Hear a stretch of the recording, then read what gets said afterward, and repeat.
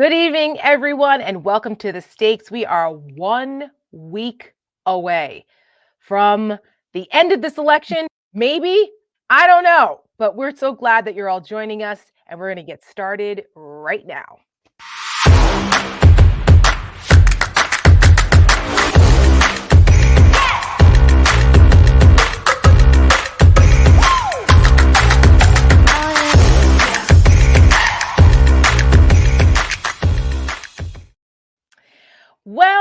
Well, welcome to The Stakes. I'm Tara Setmayer. This is Michelle Kinney. We are the co-founders of the Seneca Project, and we are here tonight because there was a vibe. Kamala Harris had an outstanding event tonight that I'm sure most of you were watching earlier on the ellipse. It was spectacular. The background was beautiful. She really took advantage of the moment. This was her closing argument, and the stagecraft, I think, was pretty flawless, except for that annoying siren in the beginning, which I was like, who is because, you know where I live, so I was looking around and I was like, is it me? And I was like hitting the mute. I'm like, oh no, it's not me this time. Right. I was like, what is happening? And then I thought, was it a heckler? Because it was in Washington, D.C., and I went to George Washington University, so I know where that area is. As a matter of fact, my graduation happened on the ellipse, my college graduation. Cool. Yeah, it was pretty cool. Bob Dole was our speaker. Oh. I may or may not have fallen asleep. I don't know. There may or may not be photographs of college graduation day is a sleepy day because we're all out the night before. Yes. I was so hungover. But anyway, and so I thought maybe it was just like because you're right by the State Department, there's a lot going on down there. But then I realized it was like one of those annoying, it almost felt like a heckler type of thing. Yeah, and I was like, right. And I was like, if somebody doesn't stop that, because I think it threw her off a little bit for the first couple of minutes. But then she settled down. And I think she gave a really, really spectacular speech. So we're going to talk a little bit about that. We're going to also preview our new ad, American Girl. It is an anthem. It is a call to action for every woman in this country.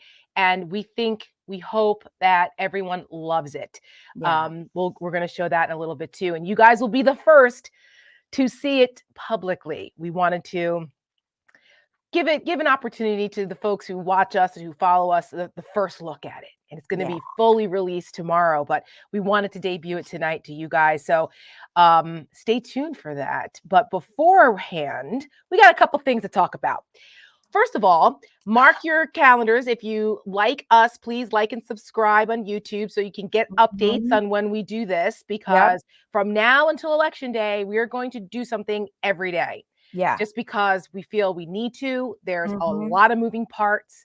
Every day we're kind of in weird season right now. Yeah. And a lot's going on. So it's like hurry up and wait, but then once we wait, that's going to be hurry up and you know what I mean? I mean, like it's a week away and they're like already burning ballot boxes in various states. We've got the RNC filing 130 plus lawsuits already, pre-challenging the election.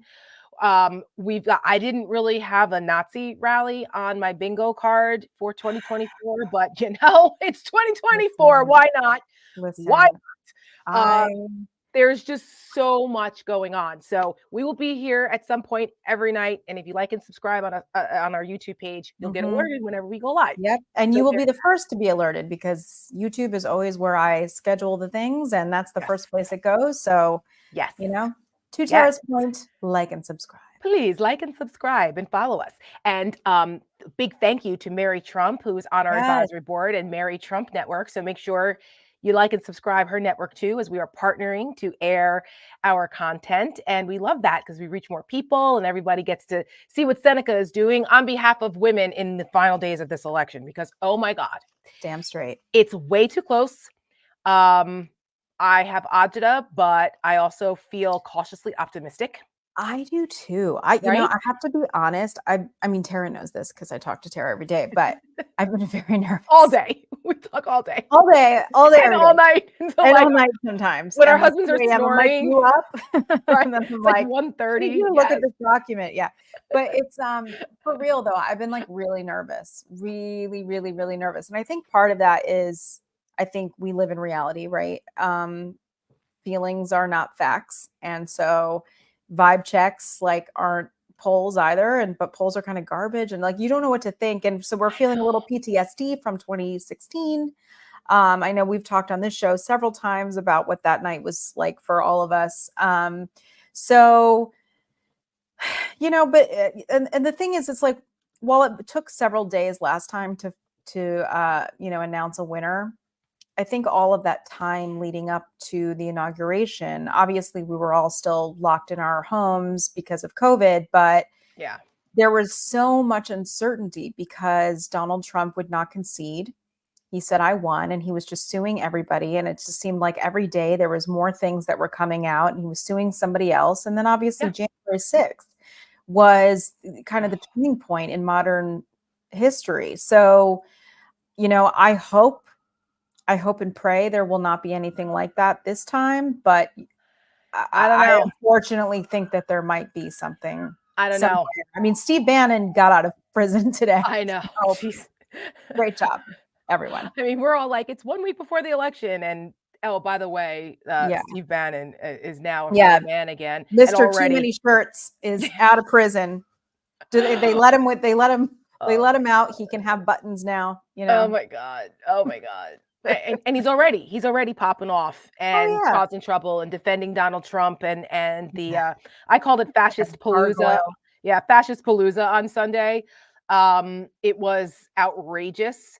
And the contrast between Donald Trump's closing argument on Sunday and that disgraceful display of hate, and then Kamala Harris's spectacular closing argument tonight from one of the most iconic locations in the country, and to also give a big patriotic FU to Donald Trump and MAGA, because that's where Donald Trump gave his speech on January 6th before those traitorous bastards marched up and ransacked our Capitol in a violent insurrection. And so, you know, whoever came up with that idea, good for you. For people who criticized her for not going somewhere else, I saw on CNN someone was like, "Oh, he's a Republican, of course." Because he was like, "She should have gone to a union hall in Pennsylvania." Was it Scott Jennings or something like? It was not. I'm sure Scott is probably on now, but just somebody else saying she was angry or like, you know, she came off as inauthentic and she needed a teleprompter. I mean, it doesn't matter what the woman does; they just keep moving the goalpost, and like Donald Trump gets up and he's like, you know, and his face looks like it's melting off of his skull, but it's fine. Everything's fine. Everything's fine. Oh, Donald Trump apparently is now darker complected than Kamala Harris, but nobody has a problem with this. This is perfectly normal, apparently. I don't understand. I have a thing. I have a bee in my bonnet about it, because if you're gonna wear listen, I'm from Jersey, okay? A lot of my Italian friends that I grew up with, they love a good bronzer, or they go tanning, right? It's like the whole thing. If you ever watched Jersey Shore, it was like Jim Tan, whatever. That was probably also back when people were still using tanning beds and stuff, right?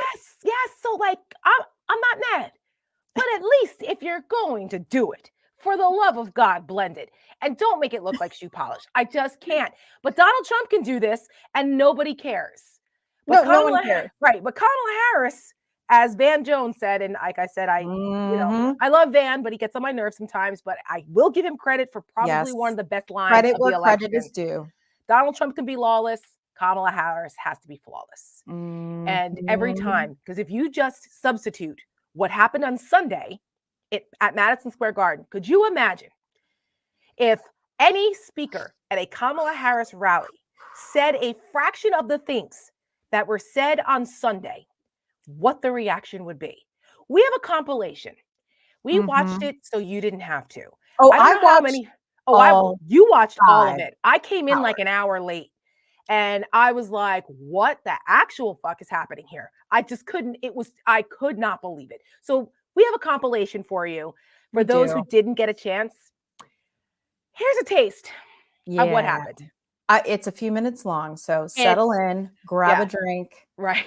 We'll see you on the other side. We'll see you on the other side if you could make it. I get back and they go, Sid, you want to speak at this MSG thing? I go, sure. Out of character for me to speak at a Nazi rally. I was just in Israel, but I took the gig. She is some sick bastard, that Hillary Clinton, huh? What a sick son of a bitch. The whole fucking party, a bunch of degenerates, lowlives, Jew haters, and lowlives. Every one of them. Every one of them. Look at my city. I have other policies that I think should be implemented as well. Like me personally, I think football should be all year round. Yeah. So many great athletes. I don't know about you guys, but I think that Travis Kelce might be the next O.J. Simpson. Believe it or not, people, I welcome migrants to the United States of America with open arms. And by open arms, I mean like this.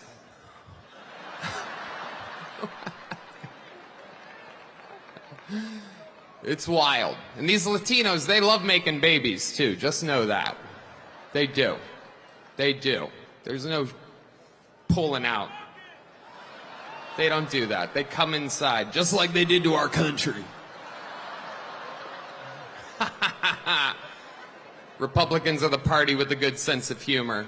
And, you know, there's a lot going on. Like, I don't know if you guys know this, but there's literally a floating island of garbage in the middle of the ocean right now. Yeah. I think it's called Puerto Rico. Okay. All right. Okay. We're getting, heck yeah. It's a cool black guy with a thing on his head. What the hell is that? A lampshade? Look at this guy. Oh my goodness. Wow. I'm just kidding. That's one of my buddies. He had a Halloween party last night. We had fun. We carved watermelons together. It was awesome. But when I hear Kamala speak, it sounds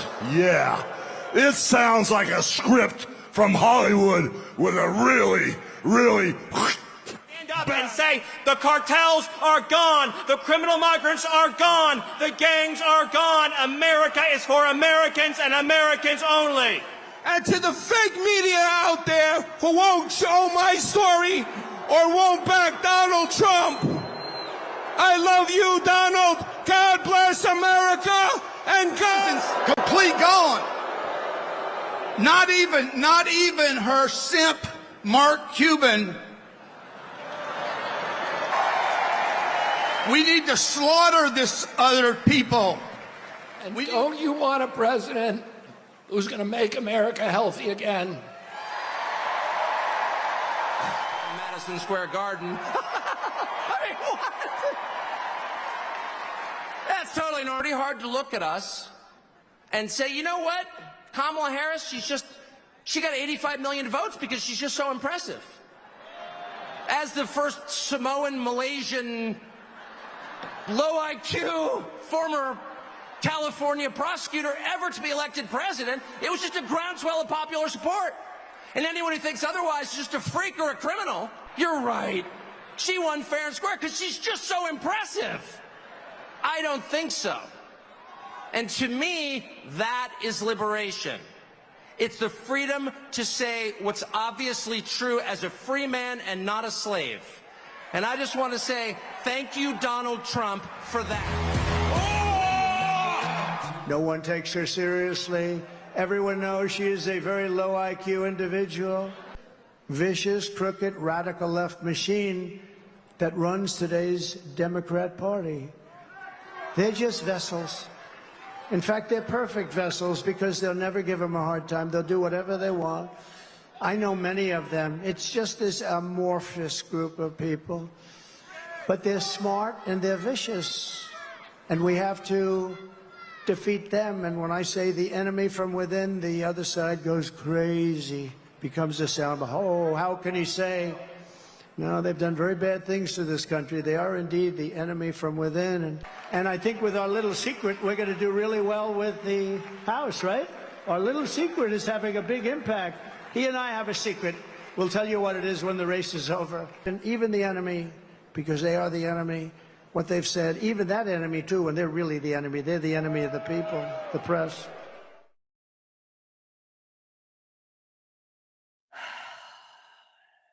That was just a snippet Yeah. of what went on. How long was that freaking thing? Like 5 hours? They It had was 5 30 hours. speakers? It was 5 hours. 30? There were so many speakers. Like, we could have been here for an hour. Oh, easily. I mean, Easily. there was like another part that I actually couldn't find it just because I was like, I can't watch this whole thing, where he called, he said Kamala, because none of them will say her name correctly, Kamala and her pimp handlers. Yes, the pimp handlers thing. Mhm. Look, a lot of the mainstream media picked up on the Puerto Rico is floating garbage thing, which was Right. pretty awful. Which deserves our attention. Absolutely. Yeah. What are you doing? Okay.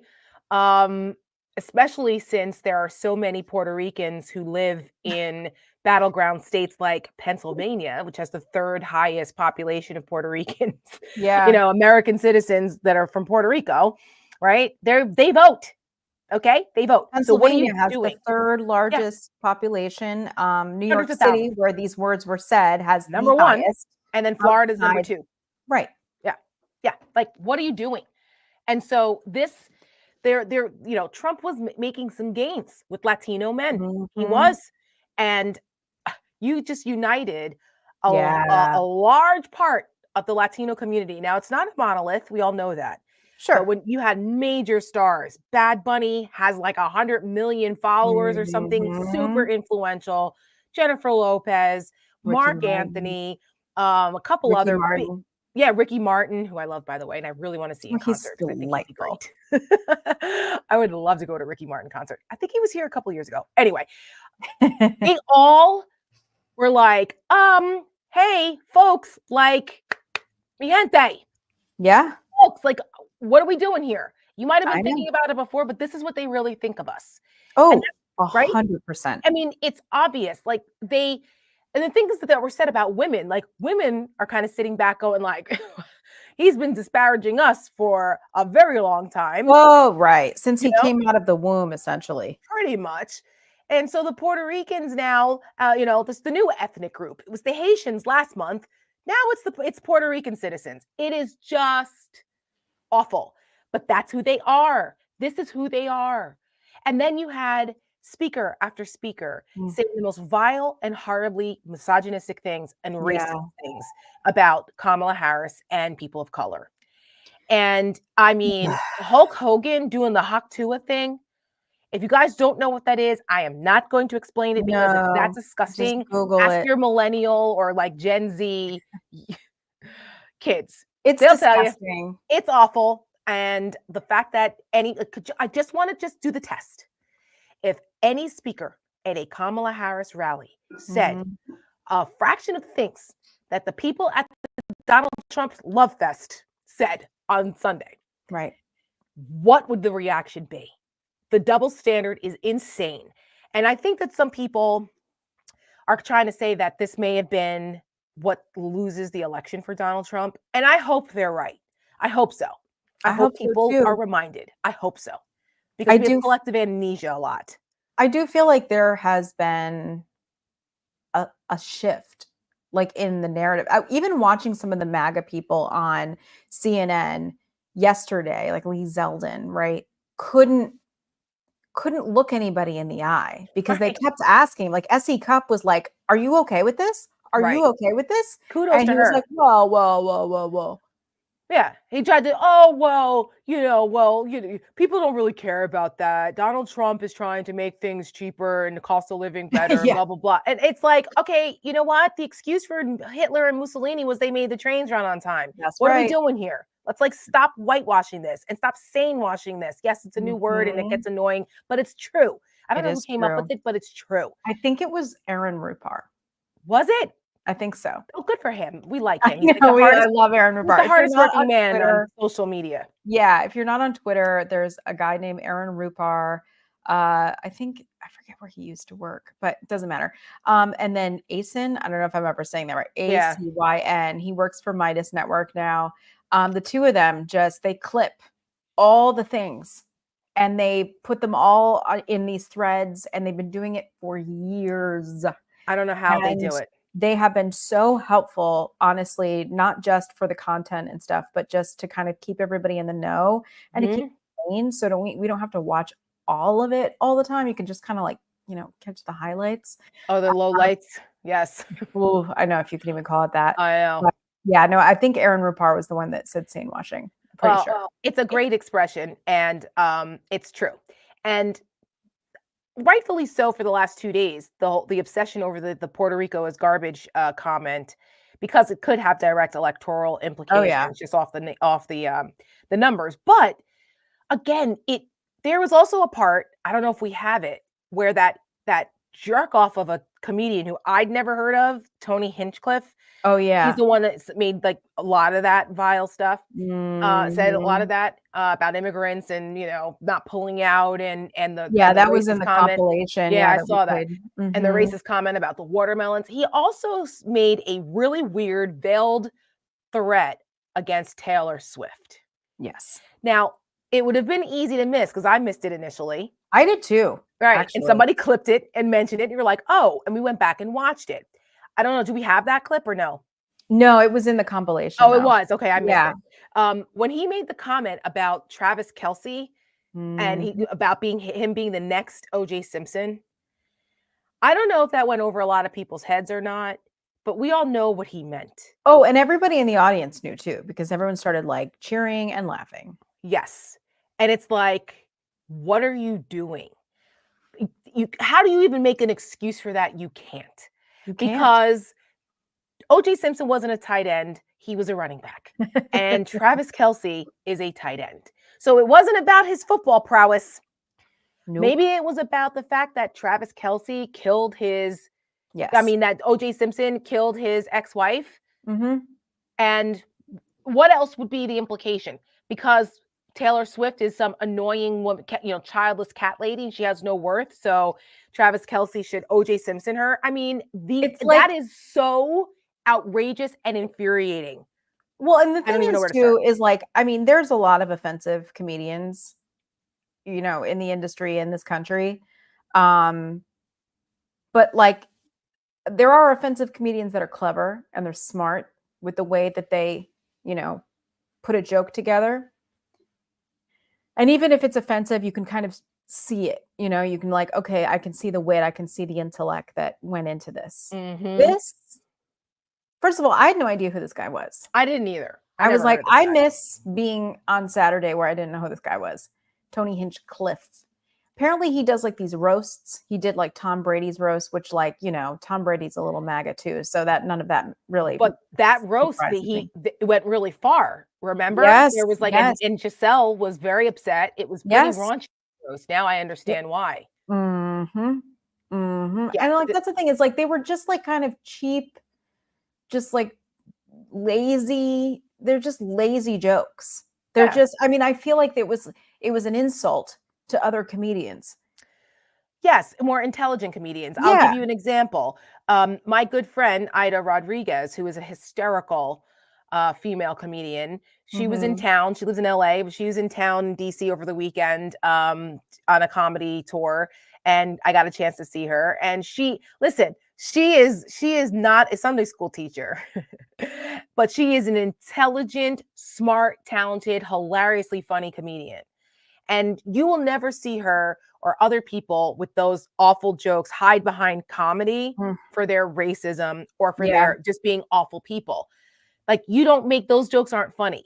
Right. So don't use the excuse. I don't want to freaking hear it. Like, that's what Matt was trying to do. JD Vance was on the shows yesterday.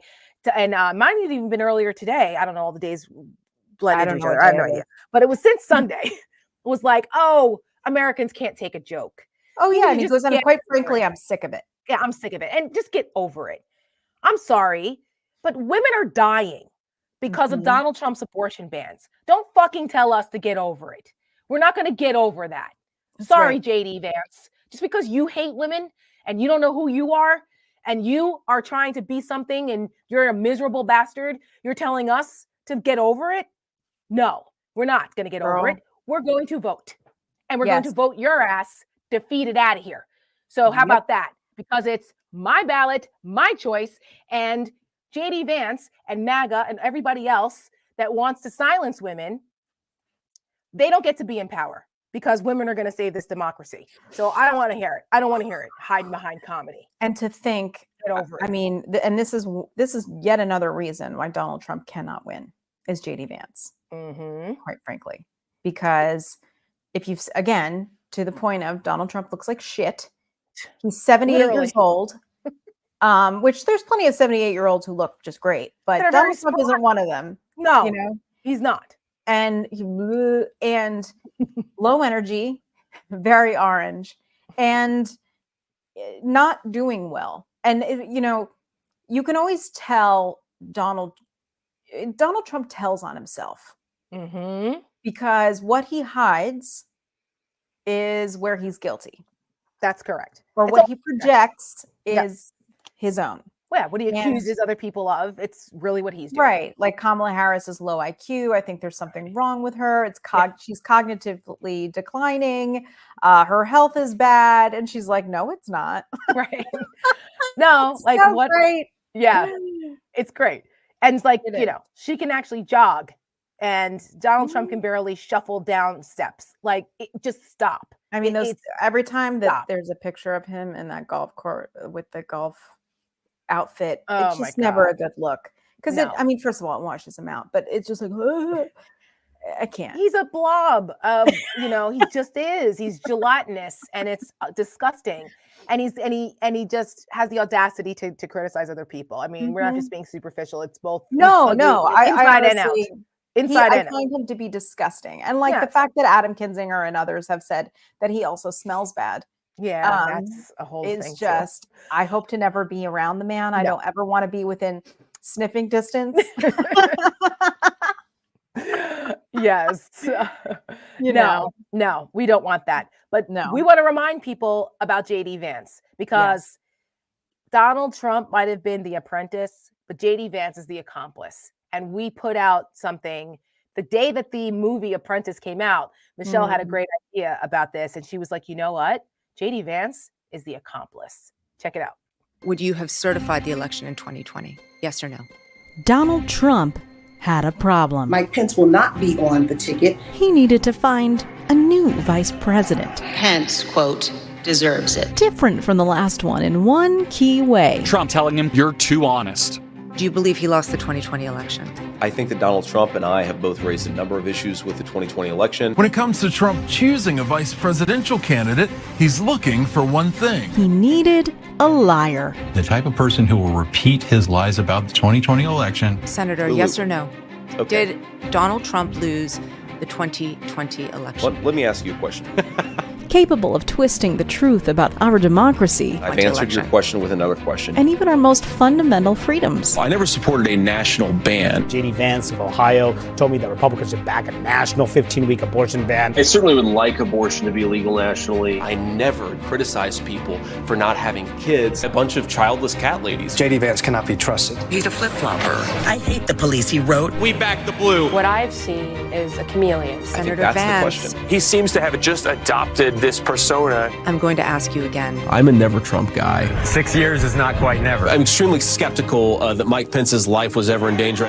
Trump needed an accomplice. Do they think I just give off a used car salesman vibe? Mission accomplished. You answer my question and I'll answer yours.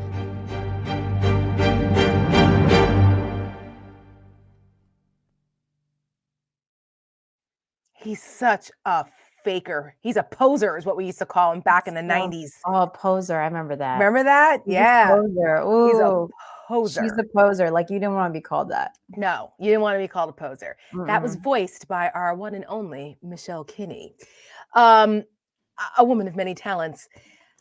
But that's the truth. It's the truth. He is an accomplice. And all of the other enablers, they're accomplices too in this nightmare of MAGA. But JD Vance is the only one that would be a heartbeat away from the presidency. Freaking cheeseburger, McDonald's heartbeat away from the presidency. And that should scare the shit out of everyone. The prospect of that guy who's smarter and more wily and more conniving than Donald Trump could ever be. So we had a back-to-back. Here's Heartbeat. Sorry, I was not ready. That's okay.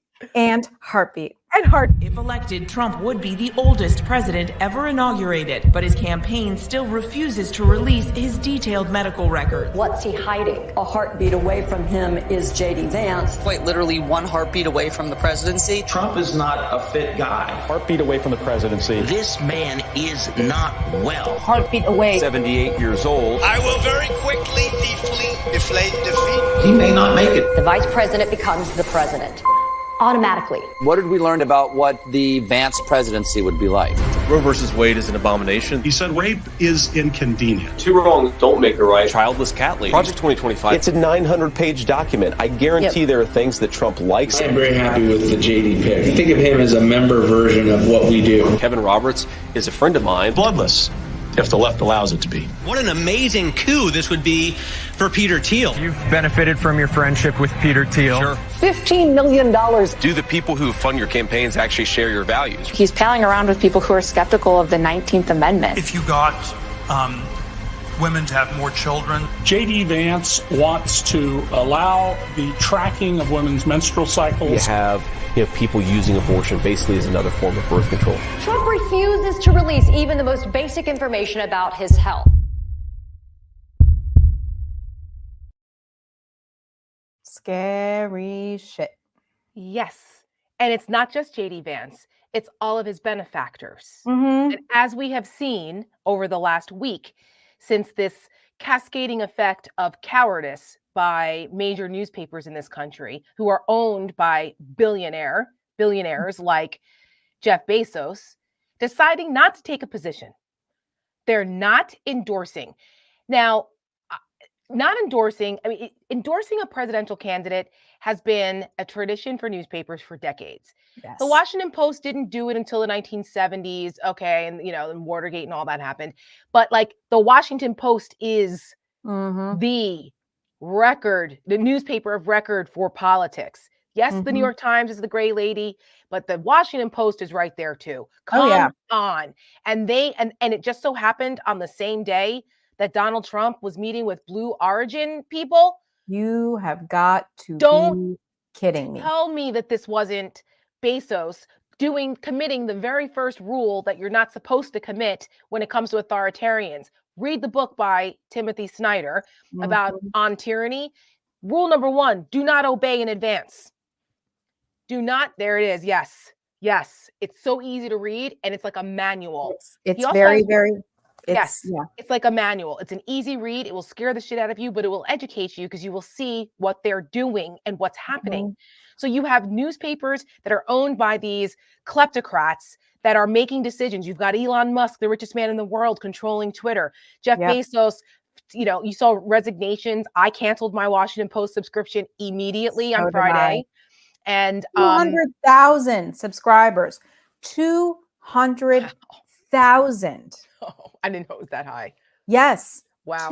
It was 8% of their entire subscribers. For a newspaper, that is enormous. Especially nowadays where they're struggling to be profitable. Yes. And, it's tough because people are like, well, you're only hurting the journalists, the good ones that are still there, blah, blah, blah. It doesn't matter. Cancel your Amazon subscription then, it's like. No, I reject that argument. I cannot, because first of all, I'm just going to tell you right now, the people who are reading the Washington Post, that number of people canceling their Amazon Prime accounts, not going to do a blip. That's right. That's right. Second of all, I'm not going to give money to someone who's placating and bowing down to a fascist. Okay. That's my choice. But also, we're sending a message. We are sending a message. Jeff Bezos buying the Washington Post and his wealth. I remember there was a lot of controversy around that when he first bought the paper. Yep. And there was an argument that because he's so wealthy, he will not be beholden to corporations or any other sort of, you know, special interests, and they're just going to be able to report the news and just do the right thing. And they did for a while. Until they didn't. Until they didn't. And you know what happened? During the Trump administration, Donald Trump's people retaliated against Jeff Bezos because he doesn't just own the Washington Post. He doesn't just own Amazon. They have major government contracts and cloud computing and defense contracts and then the Blue Origin thing. All of these things are contingent upon government contracts. You know, the data centers and all of that, right? Amazon had a $10 billion Department of Defense contract that got rescinded by the Trump administration in some very shady circumstances. It was already approved, went through procurement and all the bureaucracy, and then Trump's people went in there and meddled with it, and they ended up having to rebid on it, and it went somewhere else. It went like to Boeing or somewhere. This is a problem. I don't know if it was Boeing, but it went somewhere else. They lost the contract. So he's making a calculated business decision because they're scared to death that Donald Trump's going to win, and he's going to lose his government contracts. That is how we lose our democracy. This is why we don't want kleptocrats and billionaires controlling things like our freedom of speech and our ability to transmit information and disseminate information. This is what happens. They put a thumb on the scale for their own freaking interests and screw democracy and our freedoms and everything and the truth. It is outrageous. That's the paper that has "Democracy Dies in Darkness" on their masthead. This is the paper that took down an American president, for God's sakes. Not just the Pentagon Papers that was first. But Richard Nixon, obviously, after the fact. And like the thing that I don't think that a lot of people understand or maybe know about the Washington Post is that during that time, the paper was owned by a woman named Katharine Graham. Her father owned the newspaper. When he died, he left it to her husband. Not her husband. Because she's a woman. And when her husband passed away, only then could she take control of the paper. And there was a lot of pressure on her as a woman during this time period, as an older woman, not only to make the right decisions. And I think she trusted Ben Bradley a great deal, which the two of them had a great partnership at the paper. But also she took the paper public. There was a lot of things that she did. And, I went back and I was just looking at old pictures of the two of them, like laughing in the newsroom together, walking out of the Supreme Court. They are rolling in their graves. Oh, spinning. They are spinning right next to Ronald Reagan. They're all spinning in their graves with what's happening today. Yes. And it's, what's the name of the movie that Tom Hanks was in? He played The Ben Post. Bradley. The Post, yeah. Excellent A friend of movie. mine from college was in that movie. Such a good movie. If you don't really know the history of kind of that whole thing of what Michelle just talked about. And every year during White House Correspondents' Weekend, there is the garden brunch. That is a very foo-foo thing to get invited to. When I was with CNN, I had the opportunity to go a few times. It was very cool. And it's at Katharine Graham's estate. And you just see the history there and the photos and just like, it was just really cool to stand there and just imagine what went down there and the conversations and the history that was made. And not that long ago either. It wasn't. It really wasn't. And it's and to see that legacy being spat on by these cowards that have enough money they'll be all right. They can go to a non-extradition country if Donald Trump decides to execute his enemies list. Jeff Bezos can go live on his yacht, which is like, bigger than my apartment building, for God's sakes. Or he can blast himself off in his phallic little spaceship and, make himself feel better, I guess. They all have a certain shape, don't they? You know it. We know it. We all know Just it. saying. But, there's another question. I saw someone tweet this. Now, I'm not saying this. I just want to be very clear that I'm not saying this. I saw someone ask this question. Because, I think that there's this assumption that Jeff Bezos is making this decision out of fear or business. And they're like, well, what if Jeff Bezos is a fascist? What if he is? I mean, that is very possible. It's possible. Peter Thiel is. Elon Musk certainly is. For sure. And they're both from South Africa, by the way. Common denominator. And the billionaire who owns the LA Times, who also made the choice not to endorse, also from South Africa. So it's so nice that three men of a certain age who grew up during apartheid in South Africa have brought their worldview to the United States and are influencing, United States democracy. It's just fantastic. I love it. Yeah. Right. Which leads us to, I think, a good time for us to debut our new ad. Well, because, yes. Oh, sorry. That's okay. No, because this is why it's important that as we still have our power to vote and to decide, this is what it is. And this ad is an anthem. It's more than just an ad. It is a call to action for all women, because all of the perseverance and what women have endured in this country cannot be in vain. And we have 7 days, ladies, to make sure that we go out there in one collective voice and defeat this and beat this back, because the country under Donald Trump and under the thumb of these kleptocrats that actually hate our country and what it stands for and just want to make decisions in their best interest, we are in a position to do it. And we wanted to capture how difficult it is. We love America. We love America, but it's not easy being an American girl. And we have loved this country, women, decade after decade, century after century, even when this country did not love us back. And this is not a new idea. Abigail Adams was asking her husband as they, were forming this country, don't forget about the ladies. Yep. Remember the ladies. And look how long it took to get the right to vote, and then for Black women to get the right to vote, and for us to get equality, and to have it taken from us now. Yeah. It all because of Donald Trump and MAGA's extremist agenda. So we will tell you how we came to this ad and a little bit of the background on the other side, but we want you to enjoy this anthem, call to action, on our final closing argument as we look down the last week of this election. Here's American Girl. Women's suffrage is a long story of hard work and heartache crowned by victory. Was it so hard being an American girl? Women throughout the country are committed to winning these rights for themselves. Was it so hard living in a first problem world? I'm Connie Chung, CBS News, New York. When the American promise is the land of the free, but I'm waiting for the bill for the air that I breathe. Was it so hard being an American? I do. I pray that we all remember our children are watching. Every heart beats true for the red, white, and blue. Tell me, girls, what are we gonna do? Every heart beats true for the red, white, and blue. Tell me, girls, what are we gonna do? Every heart stops to walk the white and American girl. What are we gonna do?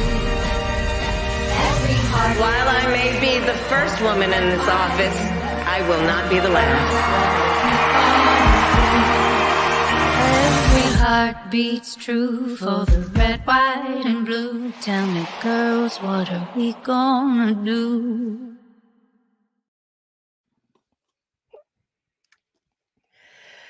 Yep. It gets me. I know. I've watched it probably like 150 times. It doesn't matter how many times I watch it. I'm like I was like, I shouldn't look, actually. I know. I was like, it's coming. I'm gonna lose. Oh my God. So at least we're consistent. Yeah. A little background on American Girl. So those who are new probably don't know that Michelle comes from theater world, and I come from a mom who was in theater world, and we were bonded by our love for musical theater. Mm-hmm. Michelle's also a really talented singer, besides being a talented writer and voiceover artist, and she is the chief content officer of the Seneca Project. Yeah, thank you. Yes, I could not do this without you. You were at an event in the spring with Laura Bell Bundy, who is the Tony-nominated actress who co-wrote and performed American Girl. This is her song. And Michelle saw her perform at an event in New York City. And she messaged me immediately and said, "Oh my God," under the table at this event, and said, "Oh my God, Laura Bell Bundy is here and just performed her song American Girl, and I am a mess. This song is unbelievably powerful." So I Googled it right away and I listened to it, the whole song, and it brought me to tears. And I felt the cadence, the words, the message was so powerful. There was just something about it. I said, we have to do this. And this was right around the time that we were just forming the Seneca Project. And we thought initially we were going to use that song as our kickoff, our debut ad. But then we went a different route, and I'm glad that we did. But we always said, we have to do American Girl. And of course, it takes money to produce these things. You have to get permission, you have to get rights. And then, we have our fantastic editing team. Shout out to Aiden and Anna and everyone on the editorial team, the editing team that put that together for us and saw our vision and made it beautiful. And we're thankful to people who have donated to us. And, we're a new organization. So, and we're unaffiliated. It's just us. We are an upstart. We are a little startup. And it's, you make do with a little bit and the little bit of budget we have. We're not a big legacy organization. There's like 5 of us. That's it. we hope maybe one day we will be, but yes, right now we're just little babies. We are. We're thankful. Grassroots support has really been what has fueled us. Yes. And as we've been trying to raise money, we were like, we've got to raise some money to do American Girl. And we're still raising money. So if you were moved by it, please continue to donate. And if you can't donate, spread the word. Please take our content and spread it far and wide, because we need it to get in front of more eyeballs so they can cry like we have, and be moved to get out there and vote. And when we approached Laura Bell Bundy, because I said, Michelle, let's just reach out to her. Oh, yeah. I mean, here's so I have a lot of friends in common with her. I had never met her, maybe just once at a party or something like that. And so I put a thing on my personal Instagram to my friends, like, does anybody know her? Can they just, put me in touch? I had 3 people reach out to me immediately. A good friend of mine, Jonathan DeMar, he's a Broadway producer. He wrote me and he's like, I produced a show she was in. Let me set this up. And within 48 hours, we were on the phone with her, talking to her not only about the song, but about joining the Seneca Project and joining our advisory board. And of course, she jumped right in. She's from Kentucky, Tennessee, something like that. She's from the South and, comes from a world where there's a lot of Republicans. And, so she can see, she could see the path that we were going to be taking with targeting moderate women and how important that was. And I think she just was so excited to be a part of this. And she also did the voiceover to our ad, We Must Win, which we put out around the Olympics. Yes. And she's just a wonderful person, in addition to just being a very talented. Yes. Yeah. And she was she was Tony nominated, I believe, for Legally Blonde. Yes. Yeah. Legally Blonde. She was the original cast of Hairspray. Yep.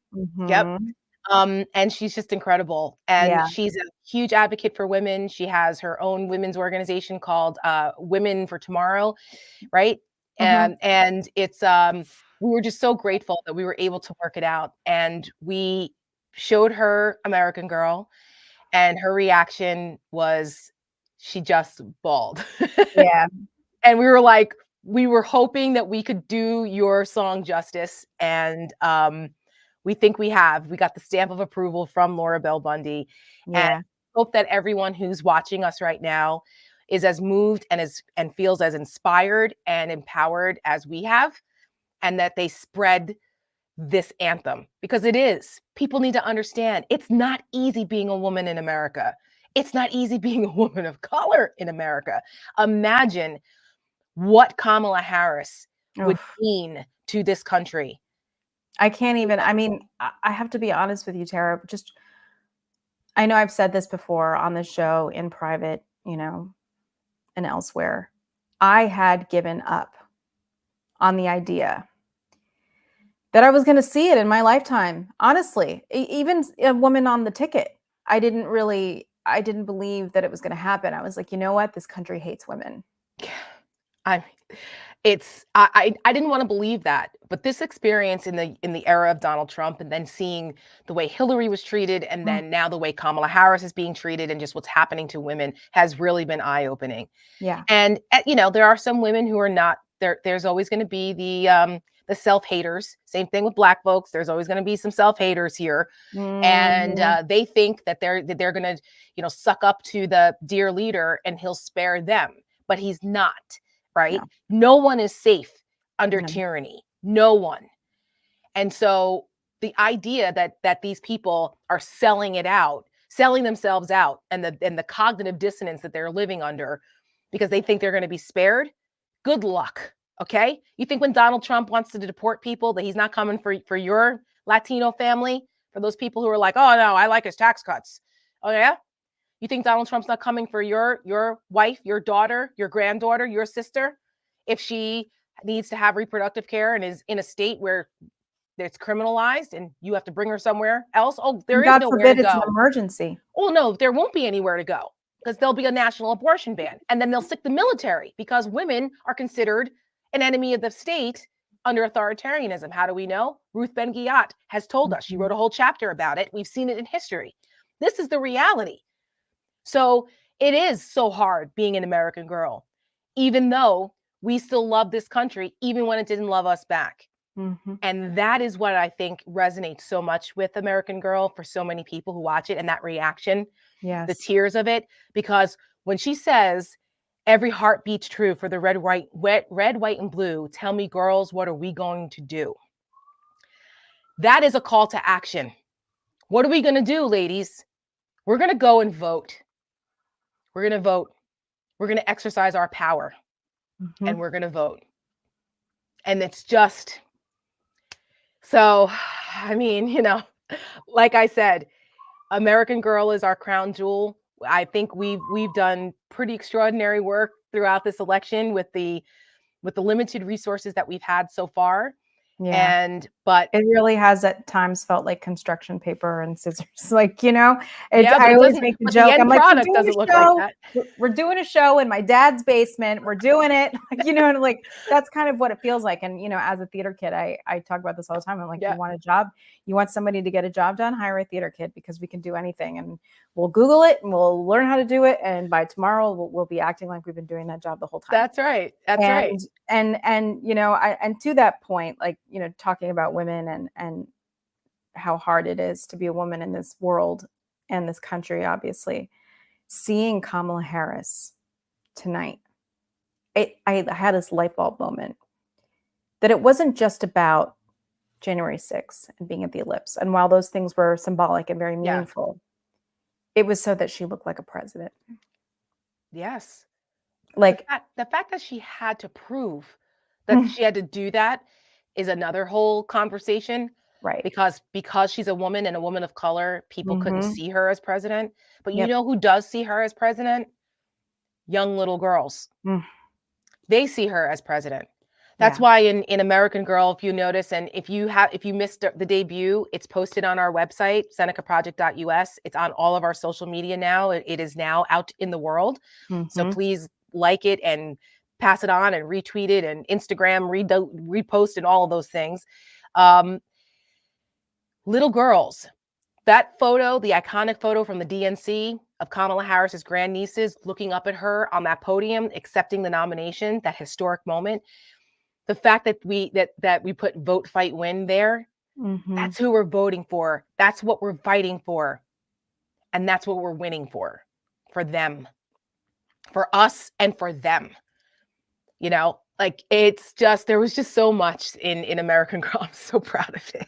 I know. Michelle, man, when you came up with the idea, Michelle really is the heart and soul of the creative of everything that we do. I just come in and go, maybe this, maybe that, but it's 90% Michelle. This was just the arc, the vision that you had of the arc of telling that story, starting from the suffragists to, it started before that, but yeah, we were starting there. We really had to storyboard it, we really had to visualize from beginning to end what kind of story we wanted to tell, and what, you know, how would someone be changed from beginning to end.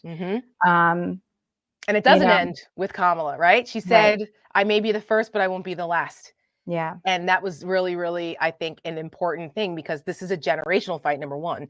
And number two, we don't want her to be the last. No. Right? And you know, she did give a shout out tonight to Seneca Falls. She did. I think we have the clip, and it was actually toward the end, and it was a fantastic wrap up. So yep, we have it here. We have it. Yeah, take a listen. Let's play it. Here we go.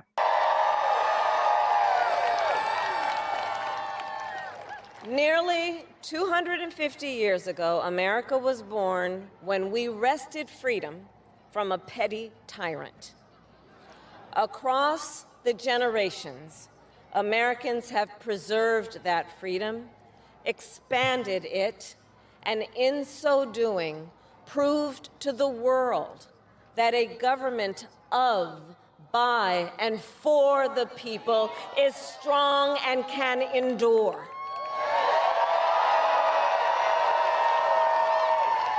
And those who came before us, the patriots at Normandy and Selma, Seneca Falls and Stonewall, on farmlands and factory floors, they did not struggle, sacrifice, and lay down their lives only to see us cede our fundamental freedoms.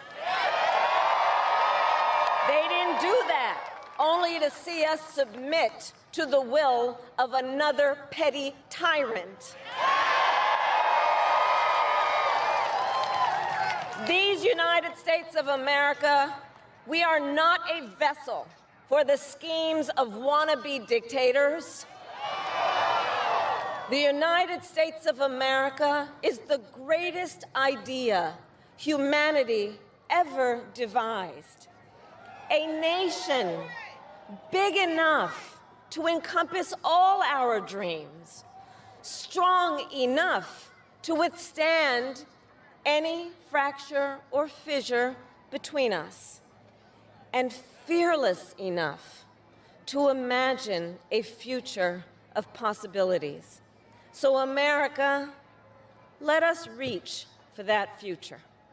Let us fight for this beautiful country we love. And in 7 days, we have the power, each of you has the power to turn the page and start writing the next chapter in the most extraordinary story ever told. I thank you all. God bless you, and may God bless the United States of America. Thank you. What better way to end tonight's broadcast than on those powerful, hopeful words with who we are fighting for to be our next president of the United States and not taking us back. So on that note, we're going to end the broadcast for tonight, but we will be back tomorrow night, probably a little earlier. The 7:30 is our normal time. But I'm a little tired. Yes, we're all a little tired tonight, but we wanted to make sure that we spoke to you. It's a week away. We can still do this. And we're going to rerun American Girl in case you just joined us and are joining us late. We're going to play it again now. We're going to play a couple more of our ads. And please like and subscribe, follow us. And if you want to support us and we're moved so we can get this out there to the world, because it costs money to do that, please, if you can, donate. Every little bit counts. Thank you guys so much for hanging out with us. And we will see you tomorrow and the day after that. Let's vote and win. See you guys later. Do it. Women's suffrage is a long story of hard work and heartache crowned by victory. Was it so hard being an American girl? Women throughout the country are committed to winning these rights for themselves. Was it so hard living in a first problem world? I'm Connie Chung, CBS News, New York. When the American promise is the land of the free, but I'm waiting for the bill for the air that I breathe. Was it so hard being an too. I pray that we all remember our children are watching. Every heart beats true for the red, white, and blue. Tell me, girls, what are we gonna do? Every heart beats true for the red, white, and blue. Tell me, girls, what are we gonna do? Every heart lost to all the pain and American girls, what are we gonna do? Every heart. While I may be the first woman in this office, I will not be the last. Every heart beats true for the red, white, and blue. Tell me, girls, what are we gonna do? From the 6 a.m. practice to the away game pickup, from her first goal to the state finals, from the big wins to the big lessons, we take care of all the little things. We do these little things so our daughters can achieve big things. We do all of this for their future. And this fall, that future is on the line. We have come so far, but we have one big thing left to do for our daughters. Their rights are on the ballot, and we won't go back. Not now, not ever. This fall, we will go for the gold, and we must win for them. It wasn't easy getting here. The loss, the heartbreak. My wife is tough, resilient. She said, we'll just keep trying. I didn't know much about IVF until we needed it. There were moments when all hope felt lost. But we finally got our miracle. From the moment I held her, I vowed to protect her. If it were up to Donald Trump and J.D. Vance, our little girl wouldn't even exist. They don't care about the joys, the sacrifices. They only care about their control over our lives and her future. Who the hell are they to tell us how or when we become moms and dads? We know what's best for our families. It's time to stand together, not with any party, but as parents. Kamala Harris and Tim Walz get that. That's why this fall, I'm voting for her. I'm voting for hope. In July 1848, courageous women came together in Seneca Falls, New York to start a movement. They dared to fight against treatment as second-class citizens. After decades of struggle, women fought and won the right to vote, to work without discrimination, to control our bodies, to even open bank accounts without the permission of a man. Each one was a triumph against those who believed we didn't deserve them. Well, today, those hard-fought victories are under attack. Donald Trump and his allies are determined to send us back to a time when we had no say, no freedom, no choice. I got rid of Roe v. Wade. Do we want a future where our daughters have fewer rights than our grandmothers? Where their bodies are state property? Their voices silenced? Their opportunities erased? We say hell no. We won't go back.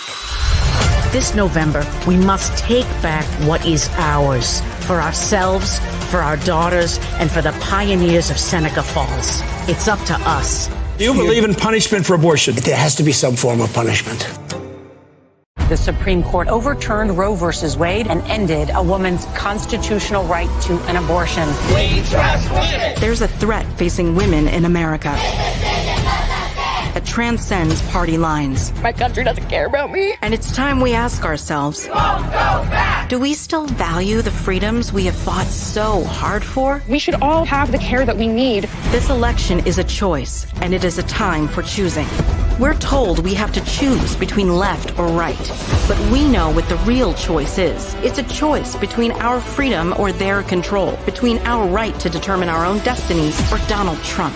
So seriously, America, what the hell are we doing? We can't sit on the sidelines while women in America suffer and die because a right we once had has now been criminalized. If we don't make the right choice, there's no state to escape to. There's no going back. Choosing who will shape our future is a right we still have left. for now.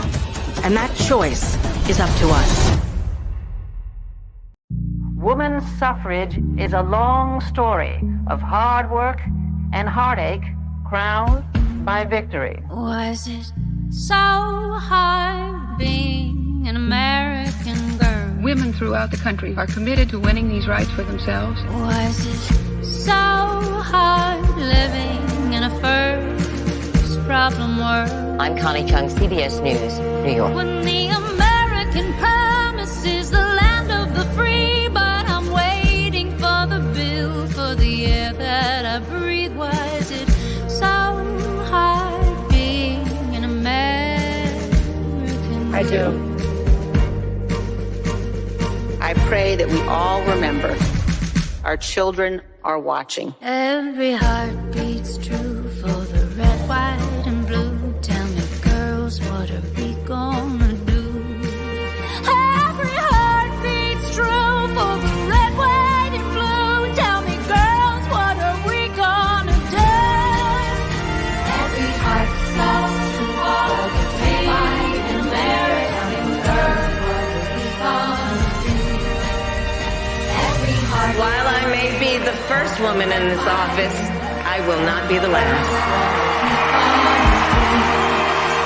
Every heart beats true for the red, white, and blue. Tell me, girls, what are we gonna do?